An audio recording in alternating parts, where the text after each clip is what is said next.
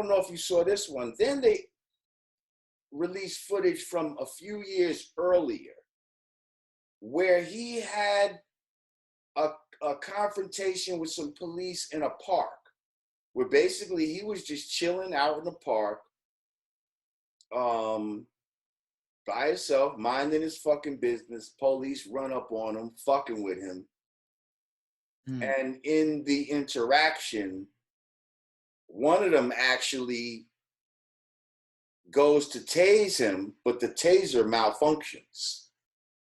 I didn't see that one. Yeah. Now in the video, again, he's not doing nothing wrong other than there's times in the video where he's pissed at the police, like what the fuck y'all? And he says, what y'all fucking with me for? Like, you know what I mean? And so now you can hear the way he talks, and he had a Southern accent, and you know, you could tell he was kind of a, you know, a more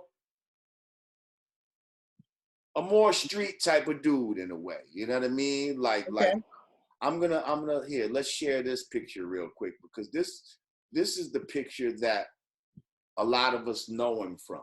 You know what I mean? Looking like that, right? Great upstanding young man. But the video they put out, at the very least, tries to shatter this image right here.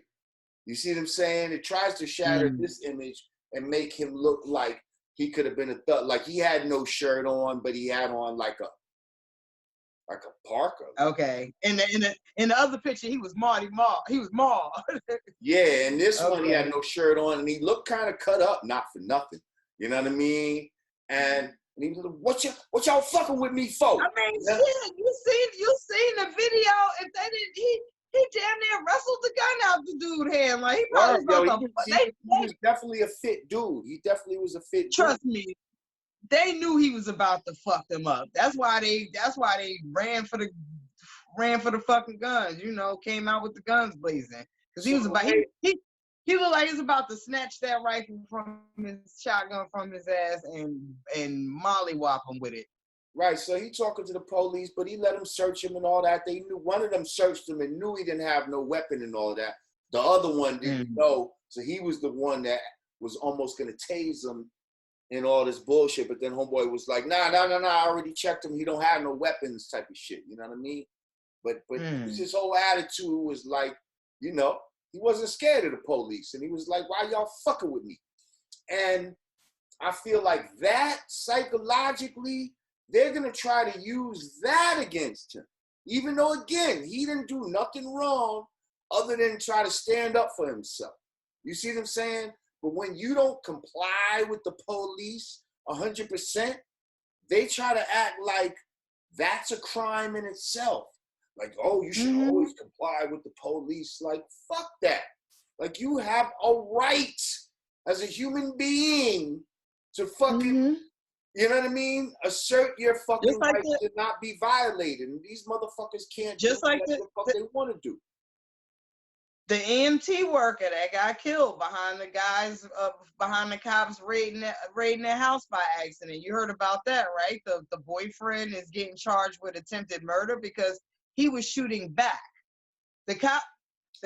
Tell me about this. I don't know if I heard about this. Damn. And as I'm typing, see if you Google her name. But she was an EMT worker, worked at 2 different hospitals. Her and her man are in the bed. The cops come to their home and with a search warrant, but it's the wrong address. Like the warrant had already been executed earlier in the day, and apparently they came to this wrong address, came busting in their house, shot this woman to death, and they came as plainclothes. They didn't announce themselves, so. Dude thinking her man thinking it's burglars was shooting back. He was illegally registered. He had a legally registered firearm. He was legally permitted to carry, and he's getting charged with attempted murder because he shot one of the cops. Wow. Now mind you, mind you, his woman is dead. Mm. Mind you, he was legally allowed to carry. Mind you, they did not announce themselves. And she was, she's an essential worker. Yeah, you know what? I think I just saw something about this because they have a thing called no-knock warrants, okay? Where the police, can enter a fucking domicile without having to knock if they feel like it can be futile or it'll be dangerous to them to announce themselves and all this type of shit. But that right there shows that it's dangerous not only for the people, but for the police as well. Some no-knock shit to not announce yourself. Like, again, if you are a legal gun owner, right, who is licensed to carry and all that, right, and you have the right to protect yourself and your household, you hear noises outside your door. All of a sudden, people bust through your door, plain clothes at that, and you start firing. How could you be in the wrong? How could you be you can't be. They're the ones that are in the wrong for not identifying themselves. They're supposed to run in there, you know what I mean? Police, police.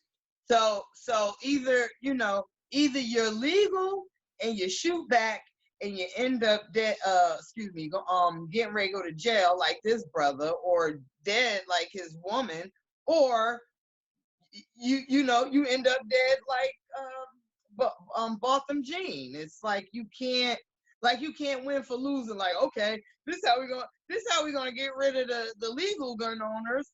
Like, how about y'all make sure the address is right? If you're gonna do your no-knock thing, you gotta make sure you got the right address. How about that at the bare minimum?